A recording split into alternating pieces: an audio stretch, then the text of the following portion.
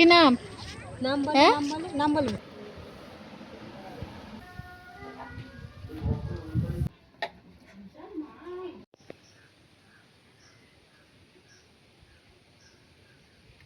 নমস্কার সবাইকে, কেমন আছো সবাই?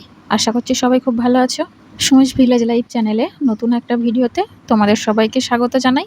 আজকে ব্লগটা সকাল থেকেই শুরু করছি। সকালবেলা উঠে আগে আমি সকালের কাজকর্ম সেরে নিয়েছি, তারপর চাল ধুয়ে এনে ভাত বসিয়ে দিলাম।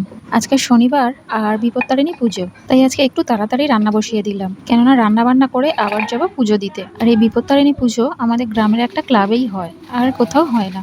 তো যাই হোক, হাঁড়িটা আমি বসিয়ে দিয়েছি, তারপর উনুনটা জ্বেলে নেব।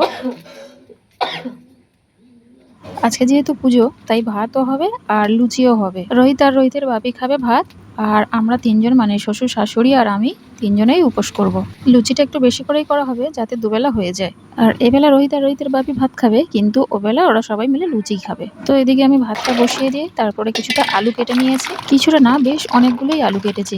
বেশি করে কেটেছি কারণ হচ্ছে যাতে দুবেলা হয়ে যায়। লুচি হবে আর আলুর দম হবে। আলুটা কেটেছি ঠিকই, কিন্তু এটা এখন হবে না।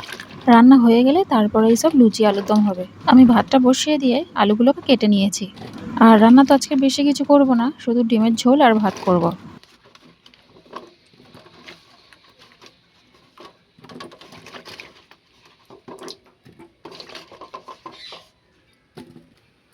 ওদের দুজনের জন্য ডিমের ঝোল করব, তাই জন্য একটা আলু দিচ্ছি। তবে দেখো ডিমের ঝোলটা আমি কত সহজে আর কত তাড়াতাড়ি করতে পারি।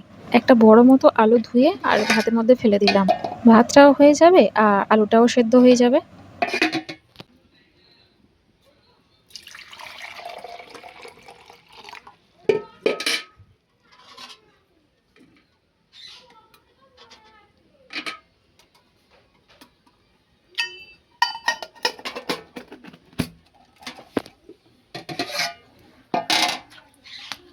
তারপরে একটা টিফিন কাঠিতে করে দুটো ডিম নিয়ে ভাতের মধ্যে দিয়ে দিলাম। ভাত হয়ে যাবে, আলু সেদ্ধও হয়ে যাবে আর ডিম সেদ্ধও হয়ে যাবে। তবে একটা কথা বলি, আমাদের বাড়িতে আমার বিয়ের পর থেকে দেখে আসছি যে ভাতের মধ্যে ডিম দেয় না।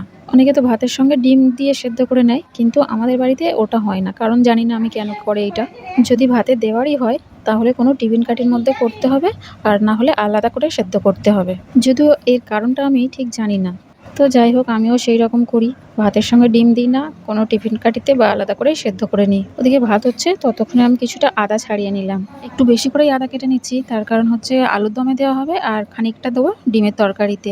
এদিকে আদা ছাড়িয়ে তারপরে আবার জামা কাপড় ভিজিয়েছিলাম কিছুটা রোহিতের। ওদিকে ভাত হচ্ছে, আমি তার মধ্যে কেচে রোদে দিতে গেলাম ছাদে। আর এই বর্ষাকালে রোদ এই আছে এই নেই, তাই জন্য বলি আগে শুকোতে দিয়ে আসি, তারপরে রান্নাটা হয়।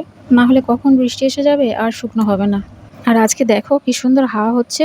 তবে ওই দিকটা একটু মেঘ আছে, জানি না বৃষ্টি হবে কিনা। তবে রোদও আছে আজকের খুব। সকাল থেকেই উঠে দেখছি ঝলমলে রোদ, আর মাঝে মাঝে মেঘ করছে। তবে এই হাওয়া হচ্ছে বলে মেঘ কিন্তু কেটে যাচ্ছে। আর রোহিতের এই মোটা মোটা জিন্সগুলো যদি তাড়াতাড়ি কেচে না শুকোতে দিই, তাহলে আর সারাদিন শুকনোই হবে না। আর সত্যি বলতে আমি জামা কাপড় কাচলে একটু সকাল সকাল করেই কেচে দিই। বেলা হয়ে গেলে যেন আর ভালো লাগে না, মনে হয় যেন থাক আজকে কাচবো না, কালকেরে কাচবো। আর আমাদের বাড়িতে অনেকে আছে, বেলা একটা দুটো বেজে যাচ্ছে তাও জামা কাপড় কেচেই যাচ্ছে। কাচছে ঠিক আছে, কিন্তু ওগুলো শুকনো করাও তো একটা ঝামেলা। এই ধরো একটা দুটোর সময় শুকনো করতে দিলে সেটা তো শুকনো হবে না, তাকে তুলে আবার অন্য জায়গায় দিতে হবে, আবার কালকে সকালে দিতে হবে রোদে। তার থেকে সকাল সকাল কেচে দিলাম, শুকনো হয়ে গেল, ব্যাস ঝামেলা মিটে গেল।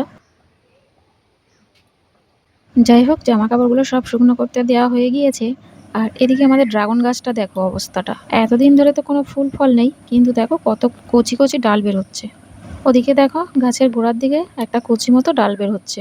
আচ্ছা, এই ফুলটা বলো তো কি ফুল? আমি কিন্তু বলবো না, তোমরাই কমেন্ট করে বলো এটা কি ফুল হতে পারে। ওই দেখো ফুলটার গোড়ায় কিন্তু একটা ফলও হয়েছে, মানে ফল ধরছে সবে। যাই হোক, চলো তাহলে আবার রান্না করতে হবে। এদিকে কিছুটা জ্বালন বার করে নিলাম, কেননা উনুন করে দেখলাম জ্বালন একটু কম আছে, তাই গোটা কত জ্বালন বের করে নিয়ে যাচ্ছি। আর এই দেখো ঘরে এসে দেখি আমার উনুন লিবে একেবারে ধূস হয়ে গিয়েছে। তারপর আবার উনুনটাকে ধরালাম নতুন করে। এই দেখো আমার ভাতটাও হয়ে গিয়েছে, এবার টিফিন কারিটাকে বের করে নিই।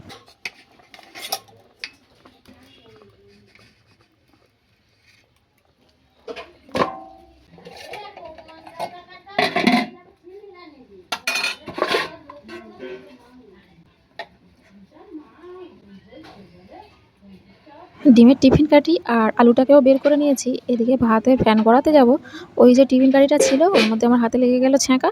তাই হাতে একটু জল দিয়ে দিলাম। তো যাই হোক চলো, এইরকম কত হাত পুড়ে যায় সারাদিনে, ফ্যানটাকে গড়িয়ে নিই।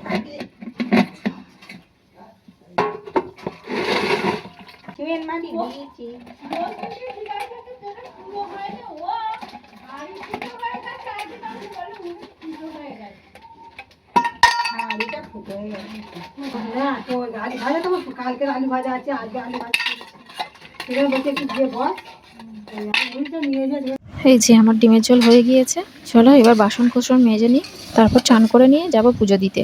ওদিকে গ্যাসে শাশুড়ি করছে লুচি। যেহেতু আমি পুজো দিতে যাব, তাই লুচি করতে গেলে অনেকটা দেরি হয়ে যাবে, তাই জন্য উনি আমাকে পুজো দিতে চলে যেতে বললো। এই যে আমি চান করে শাড়ি পরে চলে এসেছি, এসে একটু আলতা পরছি। পুজো দিতে যাব আর একটু আলতা না পরলে হয়? এমনিতে খুব একটা আমি আলতা পরি না, কিন্তু পুজো আচরা হলে তখন পরি।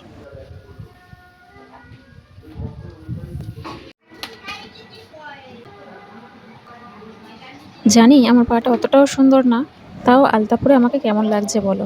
এই যে প্লেট নিয়ে চলেছি পুজো দিতে, আর সাথে নিয়েছি সিধে, মানে ওর মধ্যে আছে চাল আর আলু। ওই যে পুরোহিত মশাই পুজো করছে, একবার করে পুজো হয়ে যাচ্ছে, আবার একবার করে সবাই বসছে। আমাদের পুজো দেওয়া হয়ে গিয়েছে, তারপরে নিতে চলে এসেছি ডালা। আর আমাদের এখানে এমন নিয়ম যে আমাদের ঘর থেকে কিছু নিয়ে যেতে হবে না, টাকা দিয়ে দিতে হবে, ওরাই হচ্ছে সব ফলমূল দিয়ে দেবে।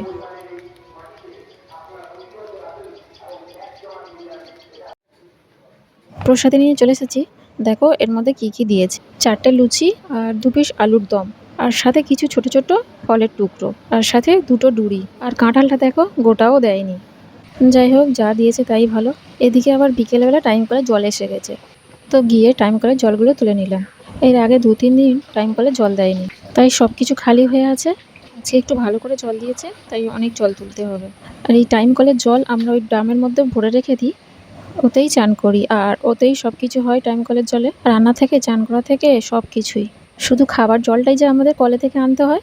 আর কাচাকুচি বাসন মাজা এসবই পুকুরের জলে তো করি। তোমাদের মনে হচ্ছে তো যে টাইম কলের জল কেন পাইপে আসছে? ব্যাপারটা হচ্ছে কি, আমাদের টাইম কল লাগিয়ে দিয়ে গেছিল, কিন্তু কল থেকে জল পড়তো না, তাই কলটাকে তুলে দিয়ে পাইপ লাগিয়ে দিয়েছে। পাইপ দিয়ে হু হু করে জল পড়ে। জল তুলে ছাদে জামা কাপড়গুলো তুলে নিয়ে তারপর গেলাম একটু নদীর ধারে। আর নদীর ধারে এই বাচ্চা দুটো খুব ছোটাছুটি করছিল। বাচ্চা দুটোকে দেখো কি কিউট না। আমি হাতটা ধরে নাম জিজ্ঞেস করলাম, কিন্তু নাম বলেনি। আর আজকে নদীর ধারে গিয়ে দেখি নদীর ধারে কি ভিড়। আজকে সন্ধ্যাবেলা রান্না নেই, তাই জন্য গিয়েছিলাম নদীর ধারে, না হলে তো তেমন একটা যাই না। বৃষ্টি আছে নাকি? ও করে মেঘ দেখো খালি। বলতে বলতেই এসে গেল বৃষ্টি। আমরা নদীর ধারে এক জায়গায় দাঁড়িয়েছিলাম, আর ওদিকে দেখো সবাই পালিয়ে আসছে। তবে খুব একটা জোরে বৃষ্টি হয়নি, অল্পই হচ্ছিল, তবে থেমে যেতে তারপরে আমরা একটু গিয়ে বসলাম। যাই হোক চলো তাহলে ভিডিওটা আজকের মতো এখানেই শেষ করছি। দেখা হচ্ছে পরের একটা ভিডিওতে। ততক্ষণ সবাই ভালো থেকো, সুস্থ থেকো। আর আজকের ভিডিওটা ভালো লাগলে একটা লাইক করে দেবে, আর চ্যানেলটাকে সাবস্ক্রাইব করে দেবে। সেইখানটা দেখো কি সুন্দর লাগছে সেইখানটা। হুম।